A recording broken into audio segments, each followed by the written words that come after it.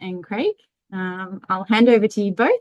I'll just remind everyone before I disappear, we have the Q&A box with a little question mark.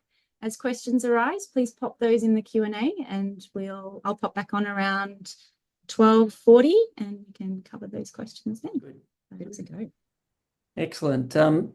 Well, it's Craig Hassett here, and a real delight to be with Emma Murray today. I'll just say, Emma, a few words by way of introduction. Hopefully it won't take us up until 12:40 to do that, but Emma is the founder of High Performance Mindfulness, practice she's used to guide AFL teams to premierships, motorsport drivers to championships, Australian cricketers to double centuries, and Olympic athletes to the podium. You also juggle your career with being a mother of four, which is a major challenge in itself as well. From an early age, you've had a love of sport, playing national level netball in your earlier years, teen years, and attended the Australian Institute of Sport before pursuing a career to practice as a mind coach by becoming an accredited mindfulness and meditation teacher. Your practice is very much grounded in science and the art of mindfulness and high performance psychology, and tried and tested not just with the athletes and the corporate clients that you have, but also very much in your own life as well. So welcome, Emma. It's great to be with you. Thank you. I appreciate you having me here. I should open it by saying that this conversation is the first public conversation I've had since the Swans loss in the grand final on the weekend, and having worked with them for a year, I'm quite conscious that very quickly this conversation could turn into you giving me a counselling session. So the audience might need to buckle up and be ready for that. So it is very raw for me. This is my first conversation. Yeah, well, it's an interesting thing. I mean, the Swans, the AFL team, had a fantastic season, but strange things happen in grand finals, in big moments, but you've just come back from the Olympics as well. Yeah, I was with the men and women's Australian hockey teams. I've been with them. I was really brought in at the start of the year with the men's team. I had previously been with the women's team the year prior, and based on their results, they brought me in for the men as well, and have had the opportunity to go on tour with them to India and Europe, and then over to Paris, where I was in the village, and came back from Paris and went straight into the AFL finals. And if anyone sort of had watched the hockey Olympics, that wasn't great either. So hence, I feel like I've had learnings on steroids in the past few months around human behaviour and pressure and what I love about what I do, because I'm immersed in real life high pressure situations, is you start to see the patterns. I'm able to look at the kookaburras, hold them up against the Swans, see the consistencies, and try and make sense of it by looking at the patterns. So already I feel like who I am now and what I would teach people has already shifted based on the last few months. Well, that's very interesting in itself. We're going to find out more about, high performance mind soon, but what are some of those learnings? Because I'm sure ourselves, we can all relate to this, but we also see it in athletes, for example, that some in really high pressure situations go up to another level. And others will often find that their performance drops below what they would normally be capable of. What sort of things have you learned? Why does this sort of happen? How do we get to flick the switch to go one way rather than the other? Yeah.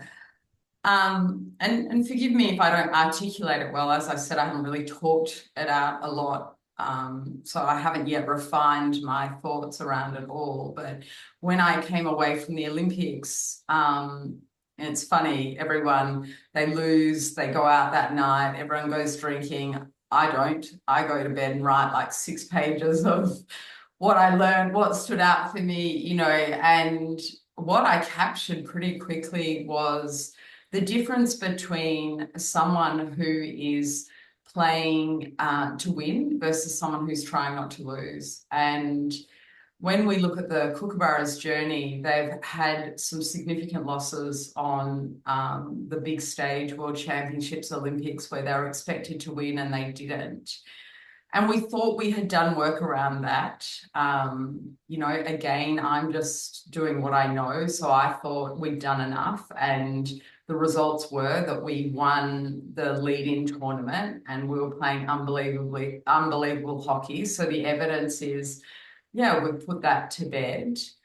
And then the Olympics came back on that stage where they had experienced, and I use the word trauma because I think when in sport, there is a level of trauma when you fail at something you've invested your whole life in and you're in front of people whose opinions you care about and people have judgments of you. So when they stepped back into that environment, it was a really interesting experience because I would keep asking these.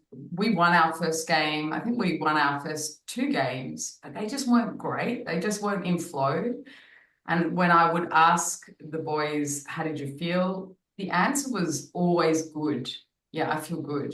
Yeah, no, it was good. Yeah, it was good. And I was really wrestling that. Like, what does good mean? That you're on the fly, you're in a village, and you're also working under coaches, and their default is to go more technical, more, you know, hockey, more. If it's not quite, we're not quite in flow, then we need to throw more of, you know, the sport at it. And so I didn't have time and space to really try and grasp what good meant. And going into our last game was against India. We had beaten India 7 times throughout the year. We had lost to them once. And we convincingly lost. So that at least threw it up in everyone's faces. We are not good. And what we did is we just got into a room. It was probably the first time we allowed these athletes, and I see this in sport and in business a lot. We talk at people, we tell them what to do, more of this, less of that, do this, but we don't really engage in what are you feeling? What are you thinking? You're out there, talk to us. And so we had an opportunity to do that. And what came out from those boys was just this deep shame around, what if I fail again? What if I'm not good enough again? And I was able to hear through that conversation that without them consciously choosing to be focused on not losing, that self-preservation of like, I just don't want to be the person that mucks this up. I don't want to be the one to blame. I don't want to get this wrong, really constricts them and contracts them. And so I came away from the Kookaburra experience really looking at there's a difference between just playing so that I'm not wrong or bad or, you know, to blame versus allowing myself to play in an emotional state where I'm open to taking risks. And now I know that's a long answer, but if I can continue, do you mind if I continue? No, this is great. I've got so many questions bubbling away. I thought, as we do as humans, that I have learned, oh, great, I've learned that, tick that off. Now I go into the swans and I make that my focus, and that's really great. And so effectively I'm asking them to, you know, rather than playing, I called it small versus big, rather than playing small and contracted and constricted, like playing big, open, you know, in a higher energetic state, in a higher emotional state. You know, shame to me is very small and very constricted. You know, and as we move up that emotional state, we can be bigger in our energy and our presence. And so we had a large focus around that in the swans, and we're really focused on needing to win a grand final versus wanting to win a grand final, and that need very much constricts us and keeps us small and puts us into that fear of not having it, where wanting it allows us to be big. And then again, we see a group who have had a pretty fresh trauma a couple of years ago. They step out back into that arena. We think we have done the work, and a similar pattern, I call it functional freeze. It's where our nervous system just goes into that freeze mode. We're there, we're doing our job. And so we think we're good because we, on paper, look like we're doing our job, but we are not present. We're disassociated from the moment. And I guess my reflection over the past couple of days is really around moving from that contracted state into a bigger state. And that our big, and you, Craig, I feel like as I say this, you're going to say, is it taken you this long to learn this, really? Like, did you need to go through that to learn this? But yes, I did. That what I'm calling big is us. It's just us. It's us, the self. And that it's big enough and it's capable enough. But it's our past conditioning that really contracts us. And when we step into a moment, our future performance is only ever going to be as good as that past conditioning. And it's really about trying to let that past conditioning go so that we can access more of ourselves, free of that fear and that expectation and whatever else, constricts us effectively. People talk about like driving and having an accident if the car skids off the road. There are two trees there. The novice driver will be looking at the tree and thinking, don't hit the tree. The expert driver will be looking at the gap and navigating through the gap. I suppose a golfer who gets up to the tee, one golfer is looking at a water hazard and say, don't put it in the water, whereas another one's looking at the green and that's the only thing that their attention's on. From a mindfulness point of view, is it when stepping into a game, a high performance situation, a lot of the people here might be speaking in public, academics, etc., need to step up, talk to large groups. If the attention's on, don't stuff it up, don't hit the tree, don't put it in the water, etc., it means the attention's not on the job, not actually engaging with what is there to be engaged with.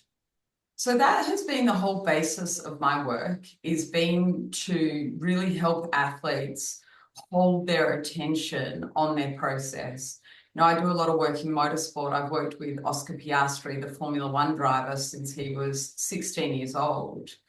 And, it is very difficult driving a car at that speed in that environment and hold your attention on your braking markers. Hold your attention on, loosening your grip on the steering wheel, feeling the car under your seat. And when we do that, this is mindfulness, right? I'm holding my attention. I'm giving my attention a job in the present moment. And by holding my attention on that, I can't have my attention on what if I crash? What if I run I run my tires down? What if I don't win? One of the most powerful stories, I can give an example of this, is I work with Scott McLaughlin, the IndyCar driver, and he was a supercar driver. He won back-to-back supercars here in Australia, has gone over to IndyCar and has been incredibly successful. But in his sort of second year, he felt like, okay, I now know the sport. I now, because it is quite different moving from a supercar to an IndyCar, I want to get better results. And he's a very competitive guy. And their work when they're not in the car is in a simulator. And he'd been getting okay results in the car, but one thing, a little thing would trip him up. And so he was in the simulator and they race in the simulators, and he's getting like 5th, he's getting 6th, which for him was underperformance, and he was getting more and more frustrated, and he was sending me messages, I'm going to give up, like, what, I just can't get into flow in an Indy car like I could in a supercar. What's the point, sort of thing. And then about 2 days later, he sends me a message. He said, you're not going to believe this. I'm a bit nervous to tell you. I'm quite embarrassed to tell you. And I'm thinking, what's he talking about? So I rang him, and he said, you know how in supercars you made me turn off the lap indicator. So what the lap indicator does is, based on like your first corner, it will calculate what your lap is going to look like, and then it will measure you against other drivers and will effectively say, well, you're 10 for the second down. That's what your corner is indicating is going to be the outcome. And I'm like, get rid of it, because it makes your attention be on chasing that driver, making up that time, improving the result because the indicator said it's not going to be a great lap. And I can't be focused on that and my process of driving. And he said, oh, well, you know how you told me in supercars to get that lap indicator off? Well, this year for IndyCar, because I wanted to get really good results now that I knew the sport, I stuck the lap indicator back on, because this is how we're wired as athletes. We think, yeah, I know what that girl's saying, but really, if I just compare myself to him and push that little bit harder, and I always say to motorsport drivers, if there was a way to make up 1/10 of a second, you'd be driving that fast. You don't have spare time in the back pocket. And he said, I'm on this simulator, I'm ready to give up. And my engineer said to me, hey, Scott, remember that Australian girl told you to turn the lap indicator off? Do you think maybe we should try that? And they turned the lap indicator off, and he went first in all the races. So that has been the basis of my work for a very long time. But I think what this year has taught me is that when we have fear that is coming from past failures, that is painful, is traumatic, and our intent is to hold our attention on our job, on our process, on our role, that conditioning of danger and I'm unsafe and this could be bad, it constricts us. So even by holding our attention on that process, the energy that we bring to that moment and the character and ourself, who we are, is limited. You've done some work with Richmond as well, and had a little bit of involvement in the early days, helping them to sort of get interested in mindfulness in the first place. Now, I am a 4th generation Richmond supporter, so this is very close to my heart.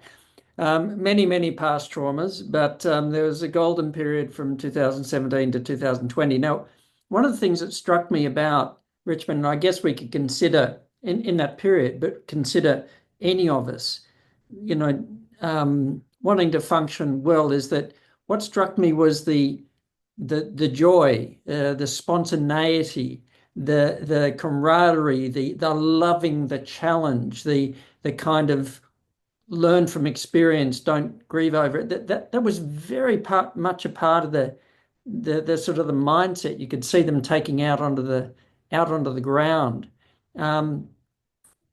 Was that a part of what you were, when you were doing the day-to-day work with the players over those years, a part of what you're doing, or is it just something that bubbled up in the culture quite naturally? And can we cultivate that ourselves? Oh, I love this question. And this is probably the question that over the past few days I've really been sitting in, because a lot of people know my work from the Richmond space, and a lot of the players who are at Richmond are now moving off into this space in their own. And one of the things that they attribute to that time was this state of joy.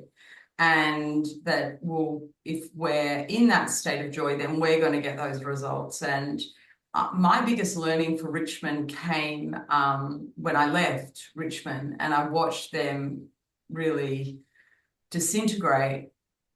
And it was probably starting to happen before I left, and I was always I couldn't quite wrap my head around what I knew what was not right, but I didn't know, I didn't understand it enough. What started to happen was when we were at our best, we were playing in a state of joy. And if you think about that, a state of joy is always bigger and will take more risks and will step in with greater intent than someone in shame and fear. You know, that's the small versus the big. And we had all of this success, and new people would come into the club, young boys, and they would see these senior players in this state of joy. And they would start to go, okay, so if I'm smiling, if I'm joyous, then I get those results.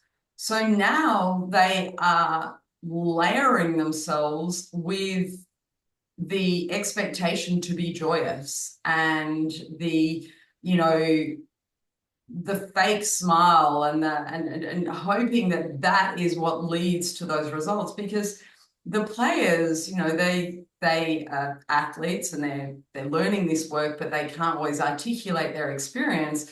What stood out for them most was the joy, so they're passing on through Chinese whispers, hey, if you enjoy it, it's a whole lot better and you play better. And so then we've got young people who are really in fear and have expectations. Will I get selected? Will I play a game? What if we're not as good as the 3 premierships that they just won? But they're masking it with this joy and this smile, and it's just and what I have watched with the Kookaburras and the Swans, because a lot of what I question myself, particularly with the Kookaburras, is that they didn't play in a state of joy, and I wasn't able to cultivate that in the group because I wasn't there long enough, and it didn't naturally come through, and I didn't force it. I let them play in an emotional state which was higher than shame, but not as high as joy, because that's where they naturally got to. And I really questioned, did I muck that up? Like, is that where it went wrong?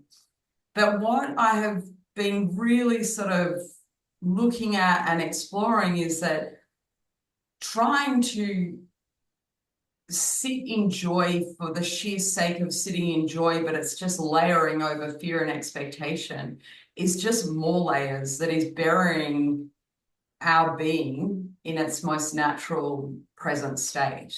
And it's taking us further away from presence.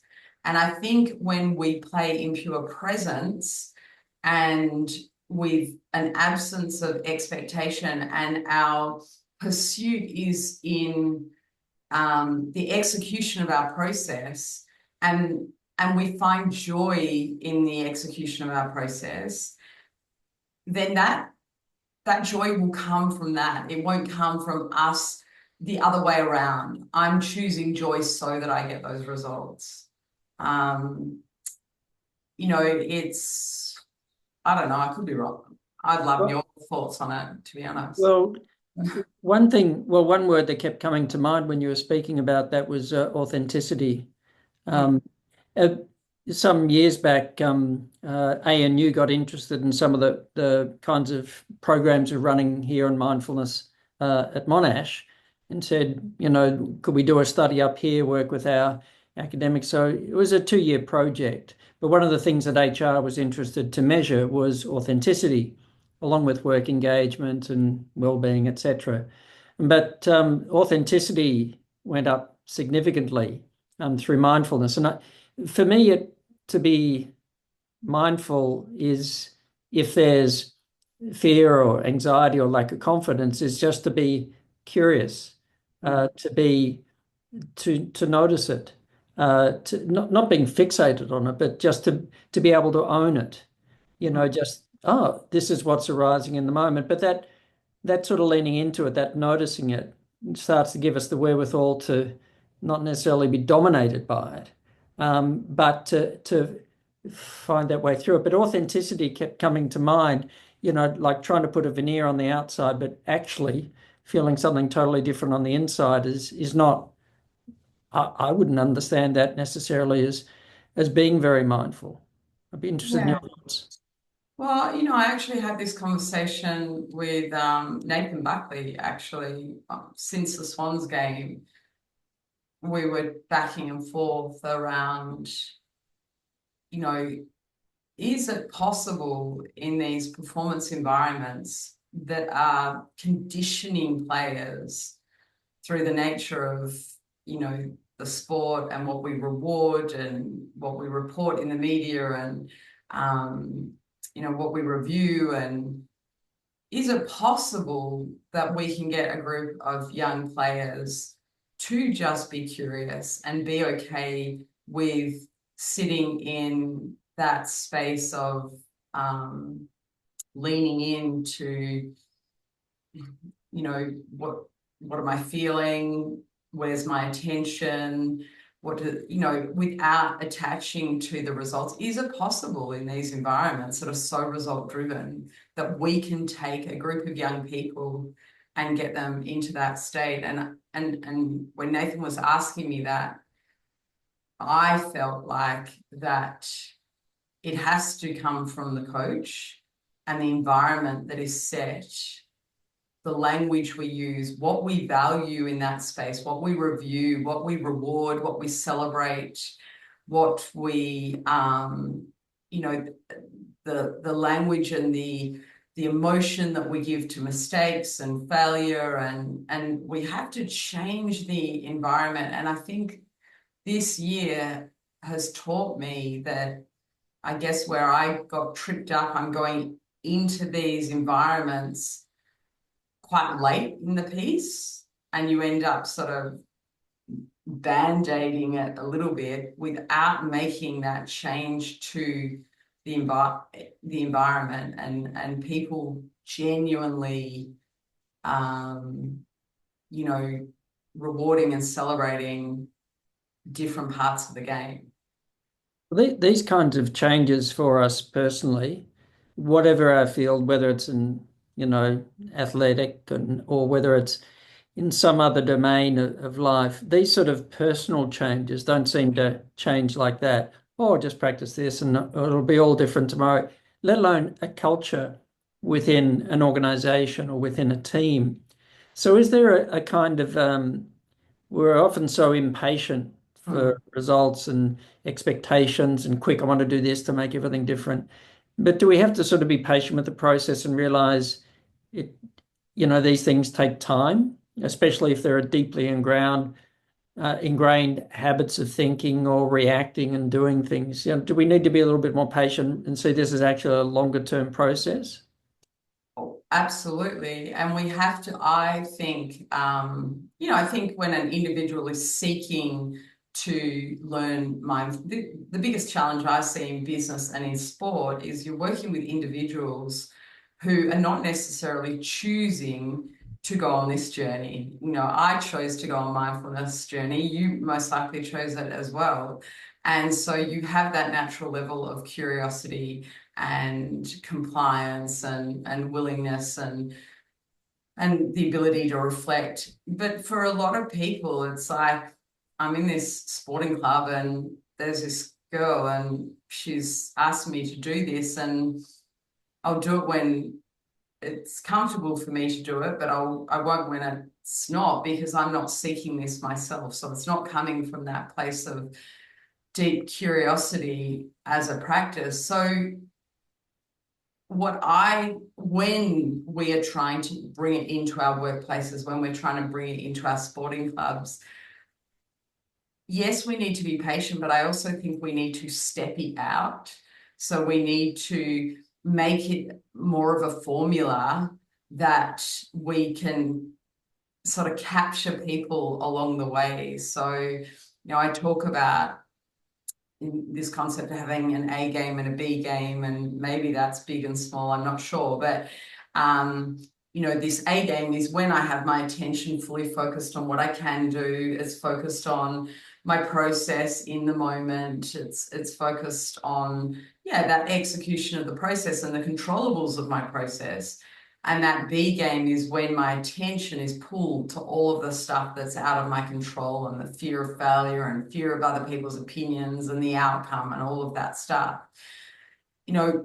What I try and encourage people is, before we try and necessarily get really good at having our attention on the present moment, let's get really good at catching ourselves when we go to that B game, knowing what our warning signs are, knowing what it looks like for us when we go to that place. Because if we can't catch it, we can't get out of it. So, and clearly the swans hadn't gone deep enough, because when we first start trying to capture it, we're capturing us getting lippy with the umpire, counting my stats, comparing my stats to someone else, abusing a teammate for a poor delivery of the ball.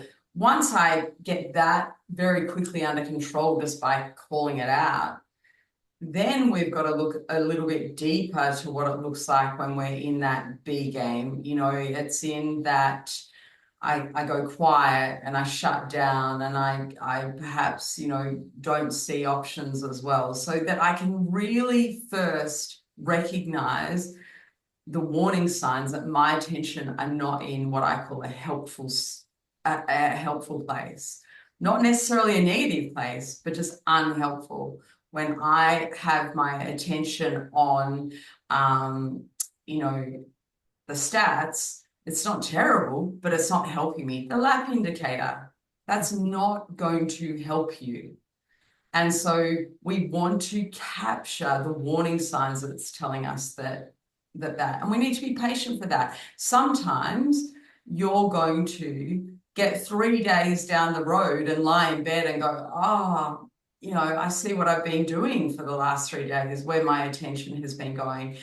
You'll get better and better at catching it earlier. And I always say, just get good at catching it and coming back to the breath. Catch it, come back to the breath. Don't even try and do anything with it. Don't try and know why or where I can put it or how I can hold it in the present moment. Just get really good at catching it first. Then once and as a collective group, can we do that as a business or a sporting group? Can we just start having conversations right at the start of our weekly meeting? Okay, what pulled us into our B game last week? What did it look like for us? Our meetings got really long. We were multitasking meetings. We were trying to do emails. We stopped having the agenda at the start of the meeting. We started getting, passive aggressive with our communication on Slack. Let's start having conversations around what it looked like for us next week, so that we actually start becoming really aware of this stuff. And so by doing it that way, if the individual's not committed to the journey, the team captures it along the way. Then we can start looking at, how do I get it and my attention into a more helpful place? What is a more helpful place? Let's be really clear around our roles, our process, what it looks like when I'm performing at my best. How am I talking? Who am I talking to? What's my posture?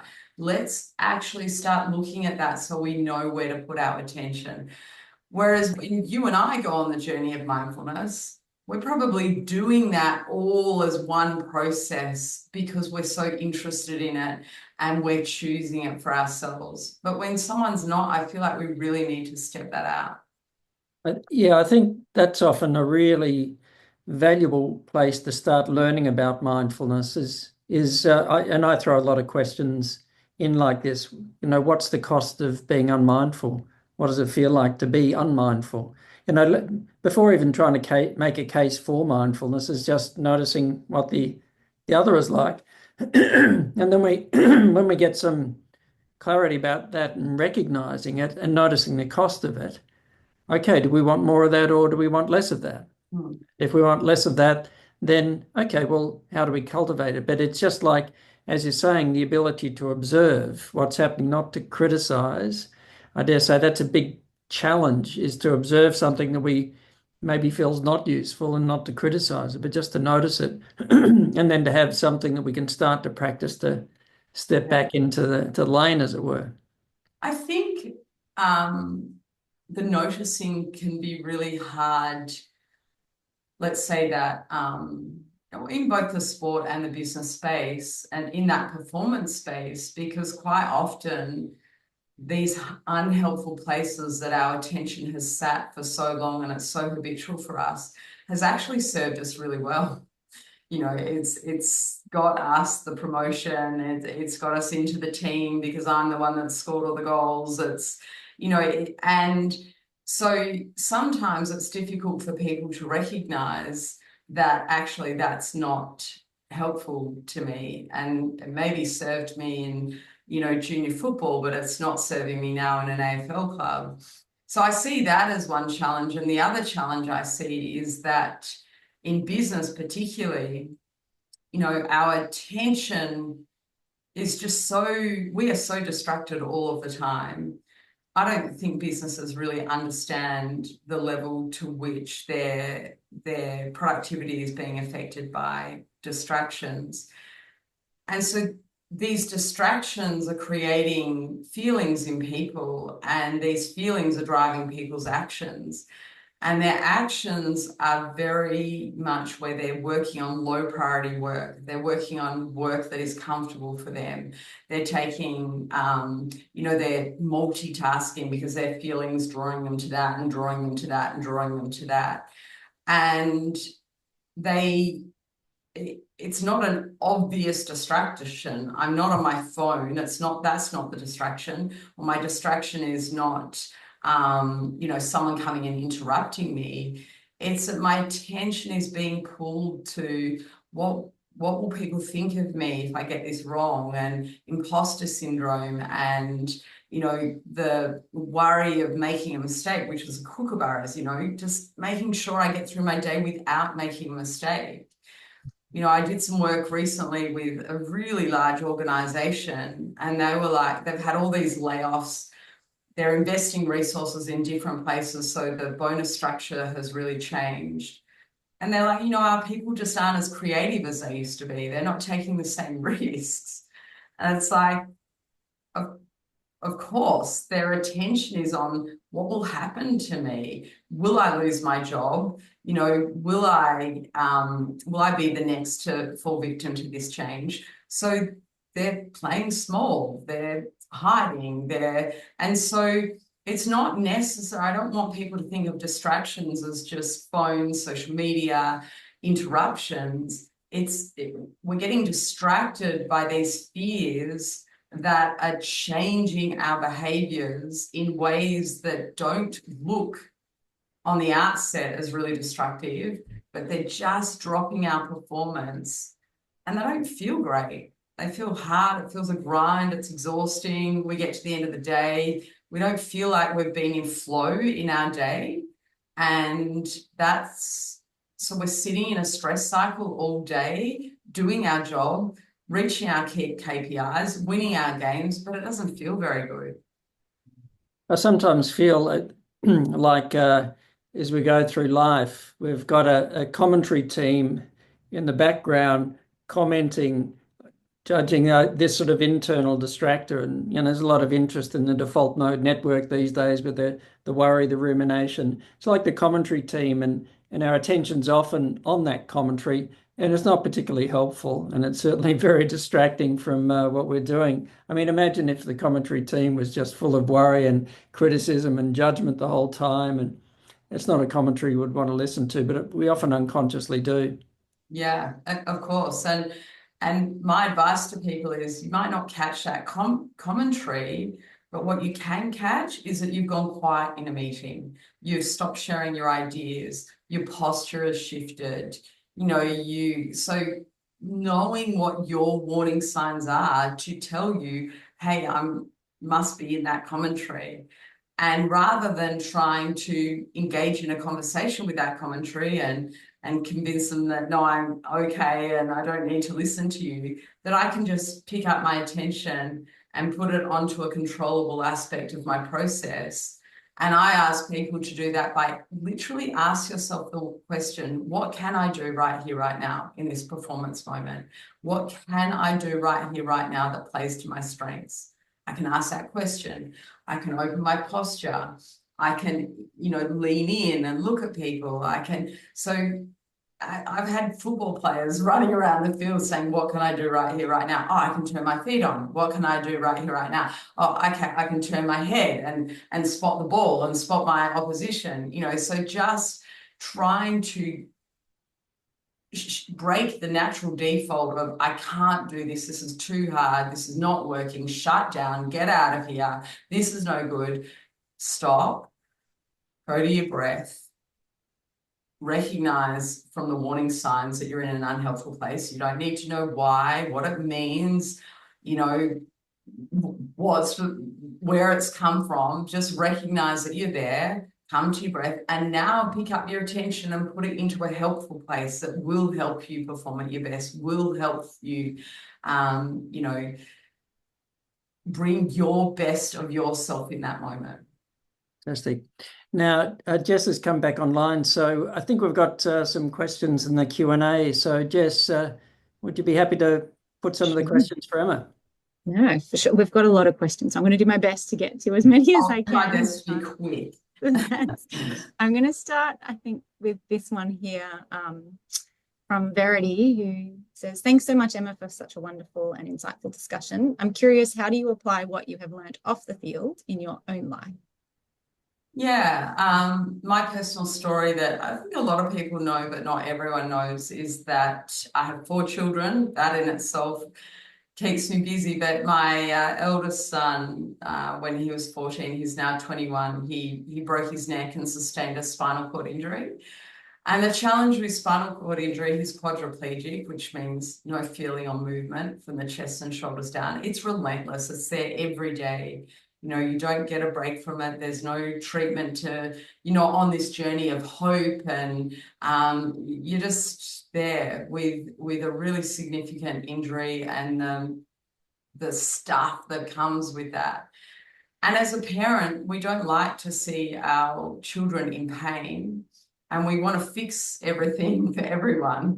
We want to take it away. We want to make it better. And I think whilst I use mindfulness every day to manage kids and businesses, and where mindfulness has been the biggest gift for me is that I can be in the moment with my son and just lean into whatever is there in that moment without feeling like I have to fix it, change it. I can take it away from him. I can make it better. And I can just be, because if I cannot do that, I would not have survived this injury, because there is no solution. I can't fix it. I can't.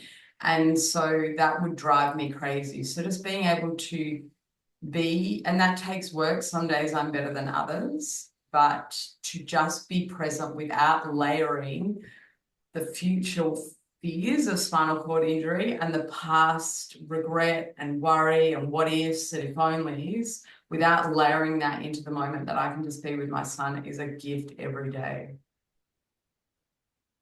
Great advice. It's wonderful. I'm going to jump to, how do you walk the fine line between cultivating a capacity of non-judgment and curiosity in a competitive setting when there is always judgment present? Yeah, I use questions a lot. The sports space, particularly team sports space, particularly when things don't go to plan, as humans, the mixture of ego and blame and defensiveness is, like it's on steroids. Everyone's looking for the reason why.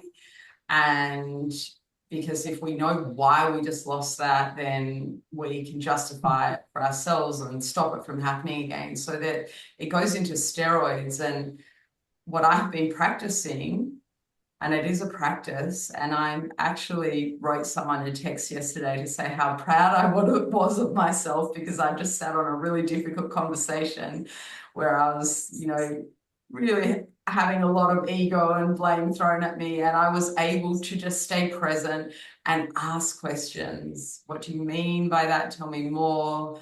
Like, let's explore that more. I'm curious as to why you feel that way. And so questions is my go-to, when I'm feeling my own ego and my own defensiveness really, really bubble up. But, again, I said I wanted a counseling session. I would love to get more help with that and really keep learning in that space. Awesome. At least this has been a very great Questions session. and the curiosity, it's almost like leaning into, like we were talking about before. And that seems to be where the learning comes from, is the being curious, the questioning, the looking. That provides the learning. And sometimes, if I can articulate this, being curious, not for the sake of being curious, but leaning in with questions to help shift the other person, not because you are even being curious about the answers for yourself, but you're asking questions to help the other person see it from a different perspective. So it's like, you're saying this to me, and I know where my perspective, and I can see that you're in a very unhelpful perspective right now. It's not helping you the way you're looking at this. Rather than defending myself and pointing out what they're not seeing and what they're doing wrong, leaning in with questions to help myself, but also to really help that other person shift. Yeah, I'm practicing that. Lots of us could learn as well. I think we only have time for one more, but we'll see how we go. I need to work with shorter answers, and I'm sorry. No, I think we need to have a long session, actually. We could talk all day. We could. This could go forever. What do you think about power posing? So faking it till you make it. This came to mind earlier when you were talking about authenticity. Interesting, and Craig would know this as a Richmond supporter. In our first grand final 2017, Adelaide stood in a power pose for their grand final, and there's a lot of research and evidence around the hormone shifts and the chemical shifts in our body when we stand in a power pose. Here's my theory, though. Adelaide took young men and told them to stand in a power pose. They didn't choose it. They were instructed to stand in a power pose. They were given the evidence why. And they're on the big stage in front of millions of people. And our greatest fear as a human is what people think of us, that fear of other people's opinions. So right before the whistle bounced, they were in an uncomfortable situation, and they were most likely fearing the judgment of looking ridiculous. As opposed to Richmond, our focus for 2017 was to savor as many moments as you can.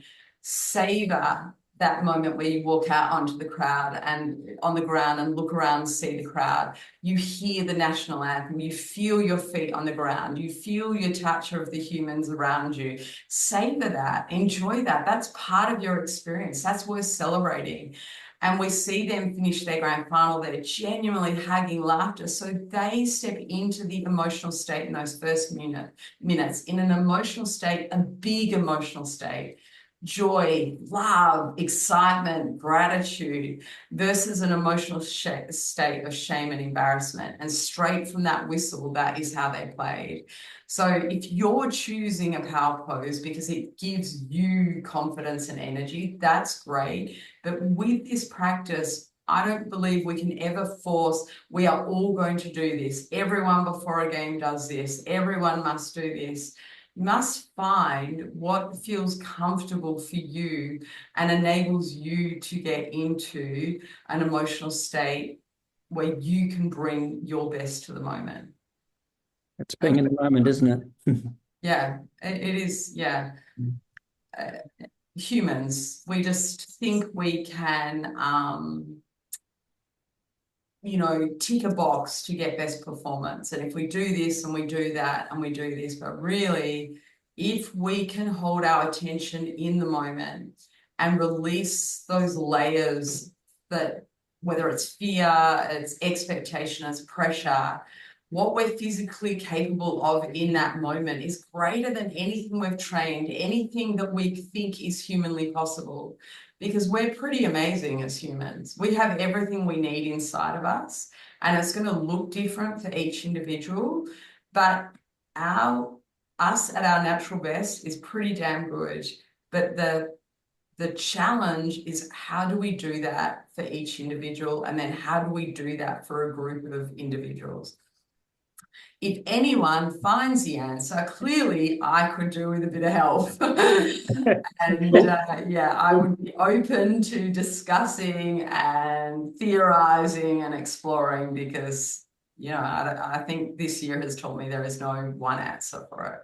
Well, we'll get the answers and we'll post them on the M3CS website and share them with you. I love that. I love that. We're all I think searching and finding bits and pieces along the way. But just on behalf of everybody who's attended on this webinar, I'd just like to thank you for your generosity, all the things that you embodied in the conversation that are very much a part of what you teach. So thank you. It's been an absolute gem. And to everybody, we'll look forward to seeing you again next month when we're speaking with Professor Jakob Hovey and exploring consciousness, science, and philosophy of meaning, and a whole bunch of other things as well. So thank you. Awesome. Thanks. Thank you, everyone. Thank you, Emma. Thank you, Craig. Bye. Bye-bye.